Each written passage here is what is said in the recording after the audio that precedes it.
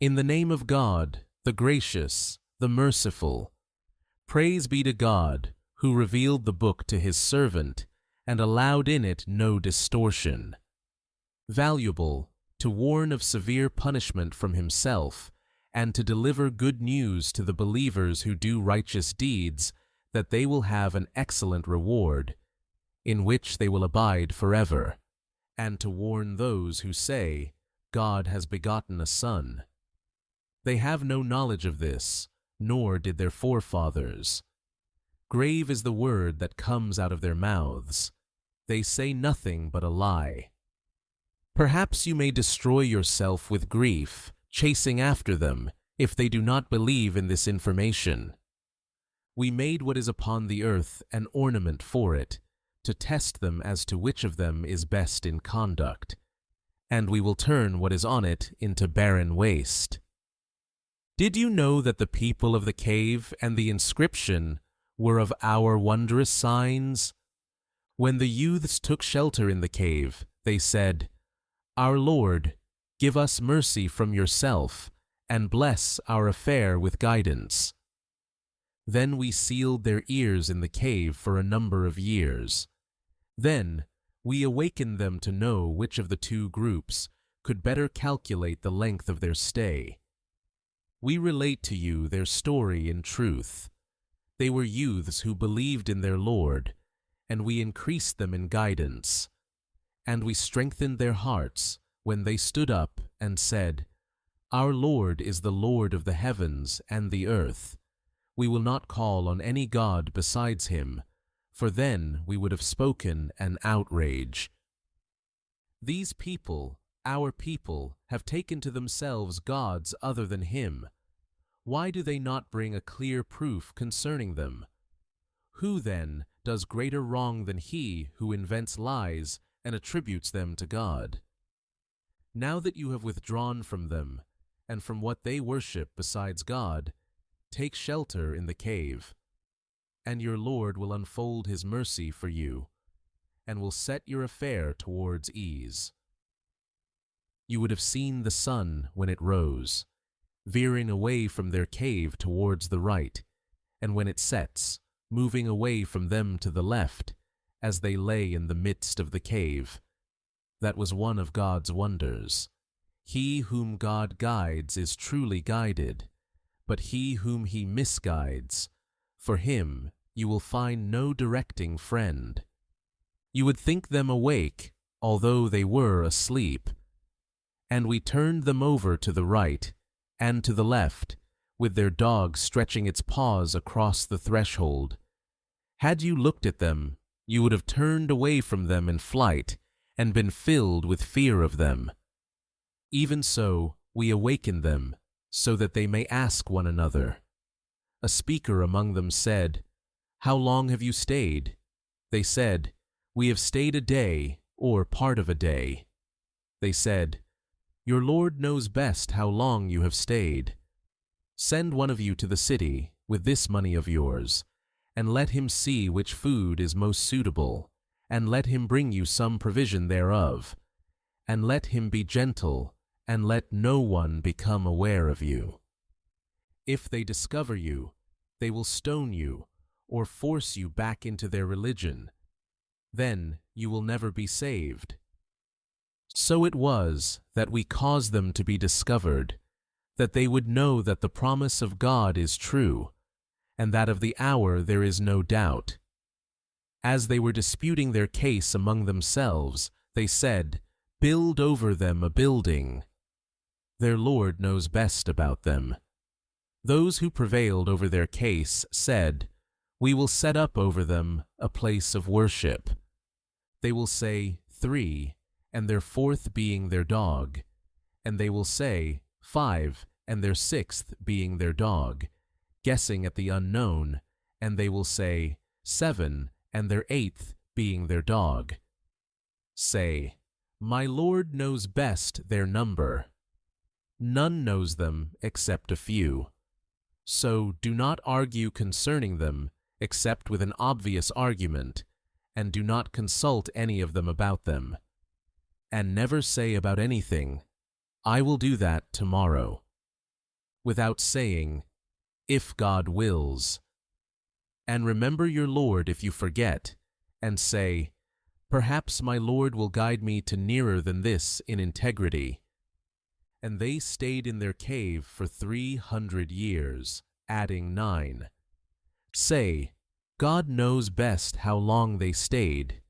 His is the mystery of the heavens and the earth. By him you see and hear. They have no guardian apart from him, and he shares his sovereignty with no one. And recite what was revealed to you from the book of your Lord. There is no changing his words, and you will find no refuge except in him. And content yourself with those who pray to their Lord morning and evening, desiring his presence.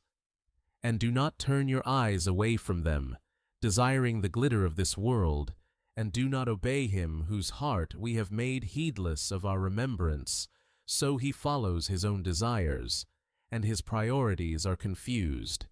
And say, the truth is from your Lord.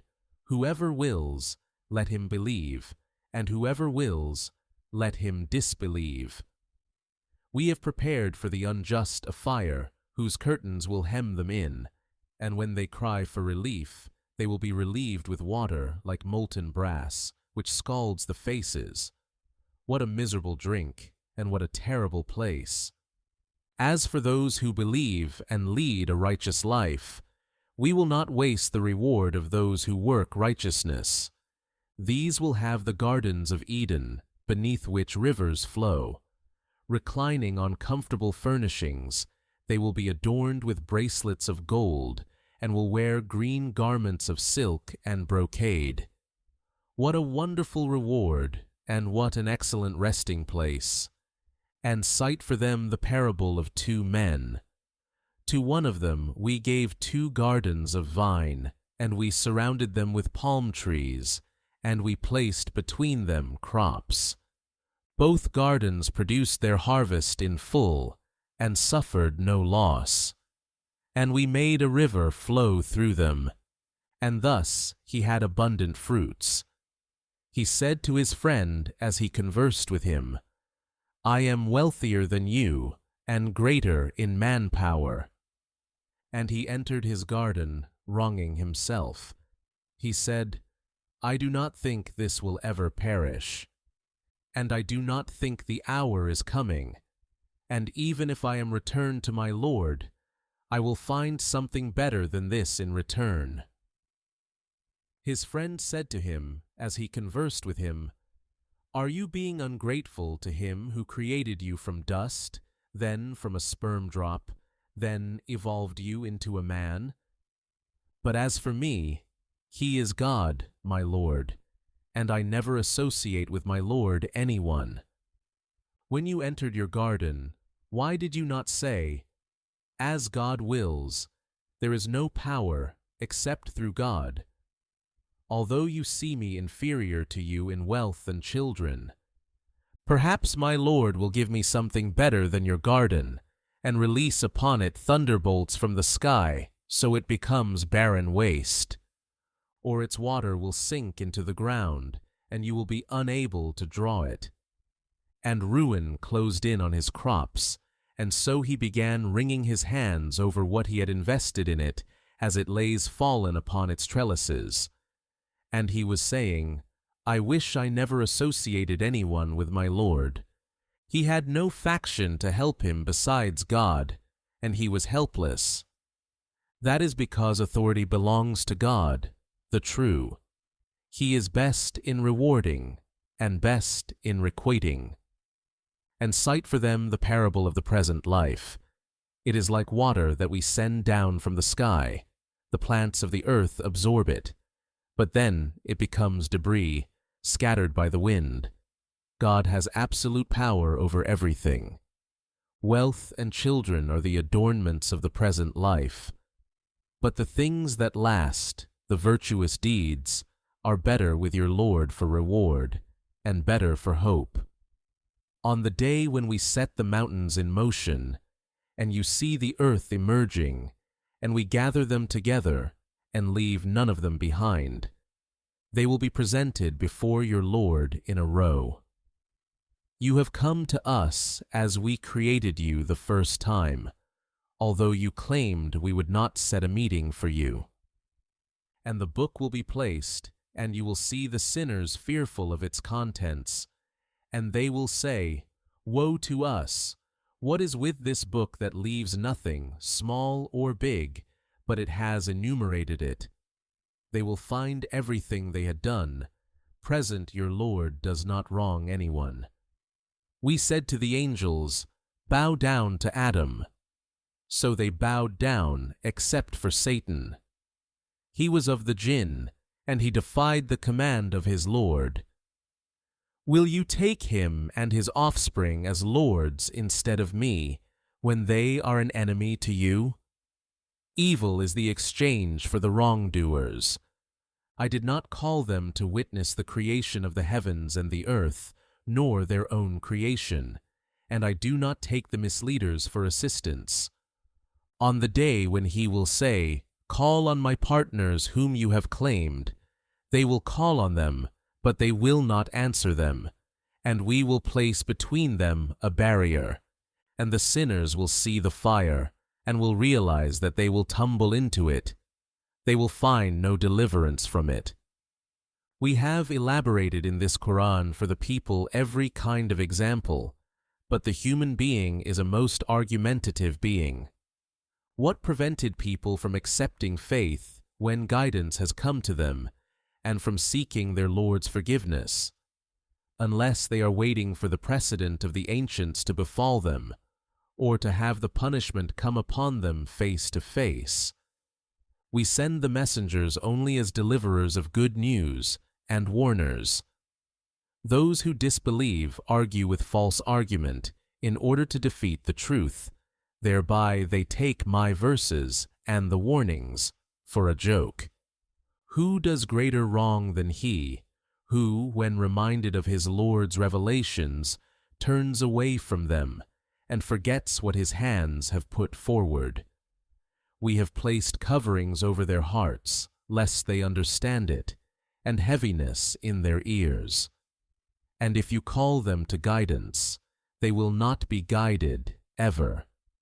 Your Lord is the forgiver, possessor of mercy.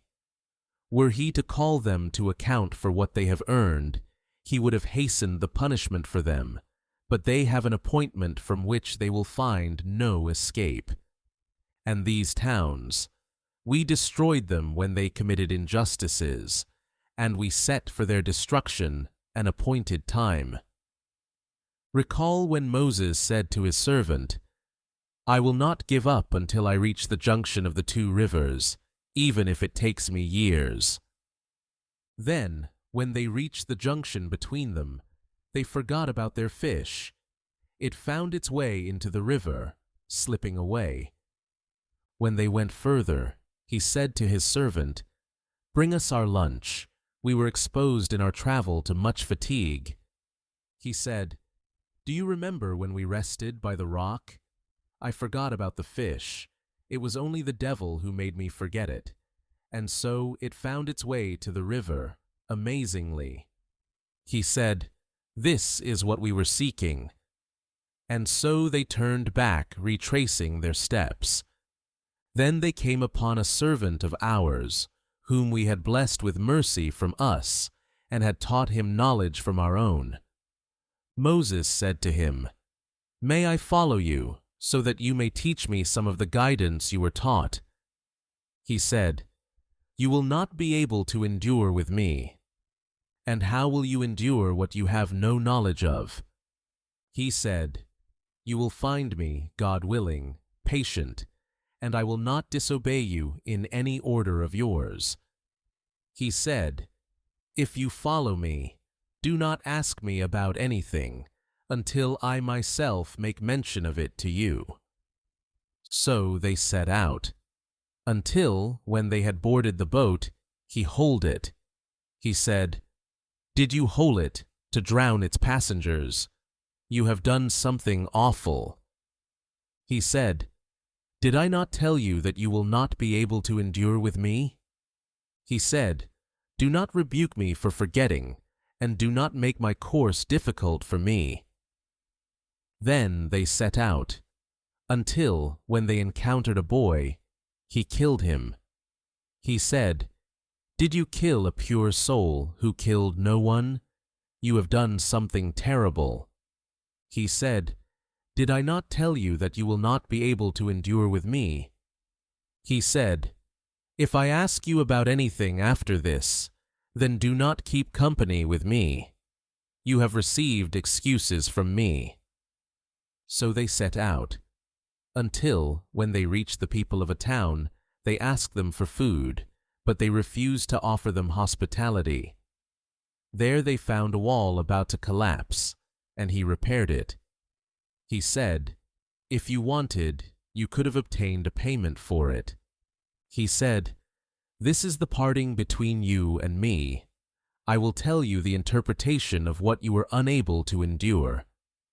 As for the boat, it belonged to paupers working at sea. I wanted to damage it because there was a king coming after them, seizing every boat by force. As for the boy, his parents were believers, and we feared he would overwhelm them with oppression and disbelief. So we wanted their Lord to replace him with someone better in purity and closer to mercy. And as for the wall, it belonged to 2 orphaned boys in the city. Beneath it was a treasure that belonged to them. Their father was a righteous man. Your Lord wanted them to reach their maturity and then extract their treasure, as a mercy from your Lord. I did not do it of my own accord. This is the interpretation of what you were unable to endure. And they ask you about Zulqarnain. Say, I will tell you something about him. We established him on earth and gave him all kinds of means. He pursued a certain course, until, when he reached the setting of the sun, he found it setting in a murky spring, and found a people in its vicinity. We said, O Zulqarnain, you may either inflict a penalty, or else treat them kindly.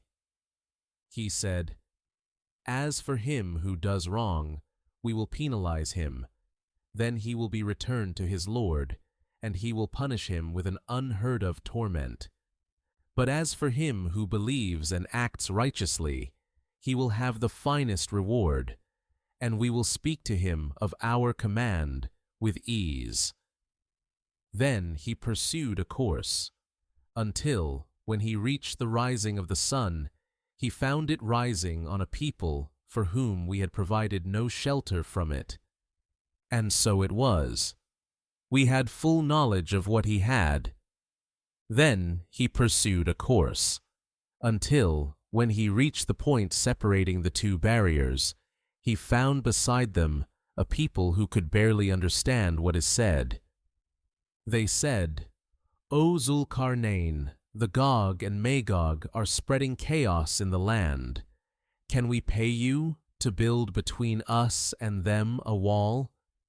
He said, What my Lord has empowered me with is better, but assist me with strength, and I will build between you and them a dam. Bring me blocks of iron. So that, when he had leveled up between the 2 cliffs, he said, Blow. And having turned it into a fire, he said, Bring me tar to pour over it. So they were unable to climb it, and they could not penetrate it. He said, This is a mercy from my Lord, but when the promise of my Lord comes true, he will turn it into rubble, and the promise of my Lord is always true. On that day, we will leave them surging upon one another, and the trumpet will be blown, and we will gather them together. On that day, we will present the disbelievers to hell, all displayed. Those whose eyes were screened to my message and were unable to hear. Do those who disbelieve think that they can take my servants for masters instead of me? We have prepared hell for the hospitality of the faithless. Say, Shall we inform you of the greatest losers in their works? Those whose efforts in this world are misguided, while they assume that they are doing well. It is they who rejected the communications of their Lord and the encounter with Him, so their works are in vain, and on the day of resurrection we will consider them of no weight. That is their requital, hell, on account of their disbelief and their taking my revelations and my messengers in mockery.